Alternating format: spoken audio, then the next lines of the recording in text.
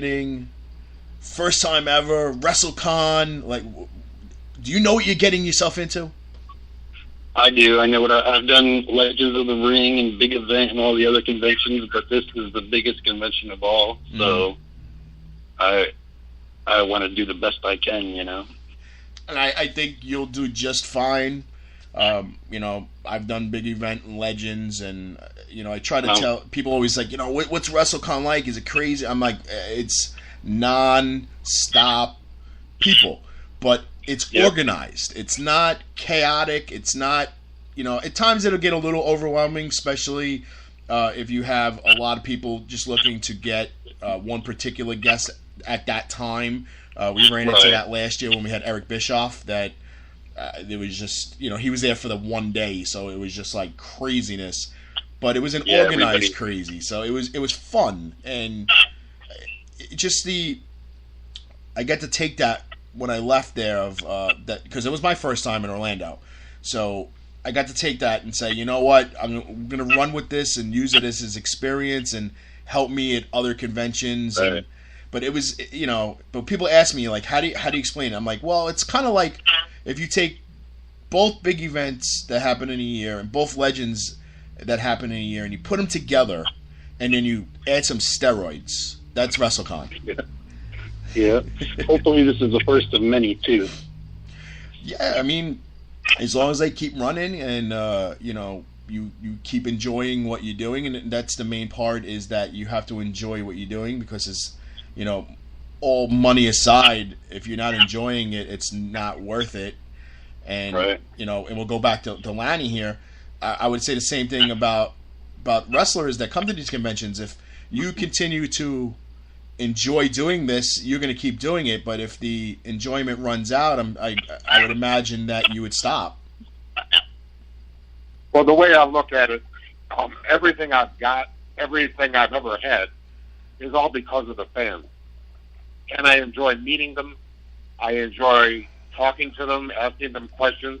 And I particularly enjoy talking to people from foreign countries that speak another language. Mm-hmm. And a lot of them speak English, but, I got the genius gimmick. I try to speak in their language and see how well I do. And if it doesn't work out, I've got Google Translate, and I always speak that. Well, I got to give you credit. Can you speak, Lenny? I got to give him credit, though. At least he knows how to use his smartphone. That's more than most wrestlers from his era. I'll tell you what, if it wasn't for my GPS, I couldn't find my ass with both hands. And see, ladies and gentlemen, this is why Lanny is so entertaining, because you never know when he's going to pull one out of his hat and make you laugh. And this goes on when he's awake in the car. This goes on the whole time. Oh, was I sleeping in the car? That's true. I'm sorry. Well, it kind of happens when you leave the house at 7 o'clock in the morning and you probably went to bed at like midnight the night before. So. Yeah, I'll tell you what, thanks for putting up with me, and where in Staten Island do you live? I no longer live. I live on the Jersey Shore now, but I did live in Staten Island for over 30 years.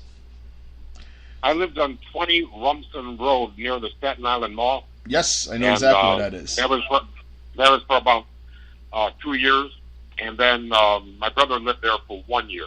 Right. Maybe you've heard of my brother. Yeah, I think I heard of him. I actually bumped into him as a kid a couple times in Staten Island. One of them, ironically, was food shopping. So. Oh, he was interested in food, so that's possible. Yeah, it was late at night too, so I'm sure he did that to avoid, being seen at a local food market. Oh no, he didn't care about being seen. He just wanted the food. And I bumped into him another time in Florida at a spring training game. He was watching. It was in Port St. Lucie. He was watching the Mets play. Ah, right. So, one of my favorite things about doing these conventions is you meet the other wrestlers too, and some of them, you never know who's going to be next on the croak list, Right. And it could be me, because you never know. Stuff falls from places, and there's accidents and stuff, but there's so many guys. I like to treat everybody like it was either my last time or theirs, and try to look for the good in people. The wrestlers are a family, and we're a dying family. The 80s wrestlers, how many of us are there left? Yeah. So, I just try to, just recently, I was with Fred Ottman and Hacksaw Jim Duggan, Jimmy Hart, and what fantastic people they are. And if the fans get a chance to meet those guys, and I'll tell you something too. Hold on 1 second, guys. Credit to the business. Okay, sorry, we cut off there for a second as my, of course, untimely Bluetooth speaker decided to croak. So, we'll close that out. Okay, so we're back with that. So, yeah, now, you said you ran into Jimmy Hart and those guys, so we have yet to do some business with Jimmy. We were supposed to, and things kind of fell apart at no fault of his. But that's one of the things I think I enjoy a lot is seeing the wrestlers come to the Wrestlecon and seeing each other, and it's kind of like a family reunion. Yeah, that's right. It's a great thing we get to do it, though, because life is one, and if you're going to, tell a person that you appreciate them, you better do it now because tomorrow it never happens. Exactly. Exactly. And now, Jeff, we said that you've done this in the past. You've done these shows, and have you? Is that something that you've noticed, like the interaction between wrestlers of even just wrestlers of different eras, just coming together? Some of the younger wrestlers approaching the older wrestlers, thanking them for their contributions, and maybe telling them that they were the reason why they started wrestling, things like that. Were you asking Jeff or me? I was asking Jeff. I'm sorry, there was a lot of static. I can really hear. Oh, okay. But a little bit. Sorry about that. Yeah, I think a lot. I know when I took Fred Ottman over to Legends of the Ring, he had a great time meeting a lot of the newer wrestlers, mm-hmm. and the newer wrestlers were interested in hearing his stories from back in the day of wrestling. Mm-hmm. So, Lanny, do you remember, offhand, if there was, is somebody got anything playing in the background? No. No? Oh, we're getting some crappy feedback. All right, so what I was saying is, has there been anybody, Lanny, that's come to you and, said that, you inspired their career, or they loved watching you when they were younger and things like that? Yes, as a matter of fact, it made me money too because he mentioned it on a WWE DVD that he was a Leaping Lanny fan mm-hmm. back in Kalamazoo. You ever heard of the whole effing show? I don't think so. Yeah, the guy from Michigan.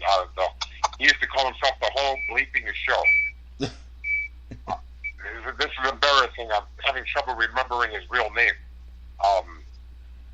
But he was Rob Van Dam. Oh, okay. There you go. All right. Okay, it just escaped me his real name, but because he mentioned me on a DVD, so they put one of my Hurricane Rana moonsault gimmicks on his DVD, and because of that, I got a commission, so I get paid quarterly by WWE because I was on his DVD. I made money, and I thanked him for that. And he's a fantastic guy, and we had a few laughs. All right, there you go. Thank you, Rob Van Dam, Mr. What was he, Mr. Monday Night when he came to WWE? All right. So, Wrestlecon wise, we'll get back to that. Is Lanny doing all 3 days, or is he doing Friday and Saturday? What's the schedule look like? He's doing Friday and Saturday. Friday and Saturday. The 10 to 4 or a specific time? I couldn't hear you. I'm sorry. I said 10 to 4 or specific times?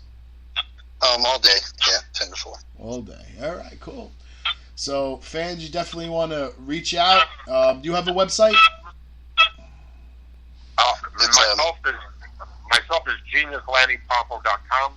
Mm-hmm. And Jeff, what is yours?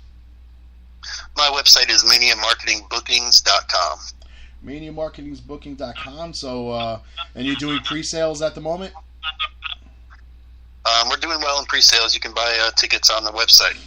All right. So, Lanny, you're on Twitter as well, correct? At Lanny Poffo? Yes. Okay, and what about you, Jeff? Yeah, we're on Twitter, mania_marketing. Okay. So, reach out, folks, if you want to take advantage of meeting Lanny Poffo at Wrestlecon. And I don't understand the ridiculous feedback that's going on right now. I never had this problem before. But, actually, now it just decided to stop. But anyway, reach out either via Twitter or Facebook. You can, or their website. You can check out Lanny Poffo at WrestleCon this year in New Orleans, April 6th and 7th. Lanny, I just want to thank you again for coming on the show and look forward to seeing you again and continued success. And you know, I'm one of those millions and millions of macho fans. I've told you that in the past, and I'm really happy that you are keeping his legacy alive. And I'm very happy that you decided to do the deed to get him and induct him and do the speech in the Hall of Fame. So I have to be that annoying Mark now and ask you if you can recite the induction speech for Macho Man in the Hall of Fame. Okay, let me see if I can still do it. Let's see. I stand before the Hall of Fame in honor of my brother, who seized each Carpe Diem day with passion like no other. Born Randy Mario Poffo, he became the Macho Man. Randy Savage made it cool to be a wrestling fan. His match with Ricky Steamboat in 1987 was on a scale from 1 to 10, much better than 11. He snapped into a Slim Jim with his iconic voice. He earned a role in Spider-Man, which made his fans rejoice. When the Mega Powers exploded, the storyline was real. Life's too short to hold a grudge.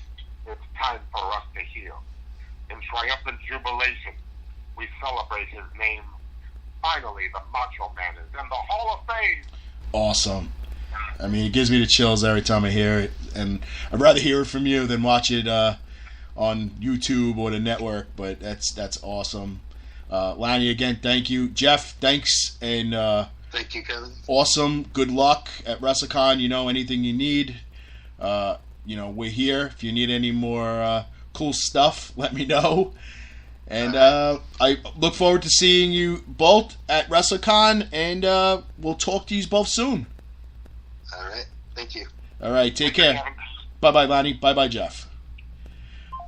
All right, ladies and gentlemen, that was Lanny Poffo, former WWE star, and Jeff Lull of Mania Marketing. You'll see both at WrestleCon this year, April 6th and 7th at the Sheraton of New Orleans. Go to WrestleCon.com to see his listing along with all the others, including the 13 that Damage 365 Promotions is bringing in. And when we come back from commercial, right now I think he's up to 4 guests that he'll be bringing in, as he just added someone. So we'll be welcoming in RDP of RDP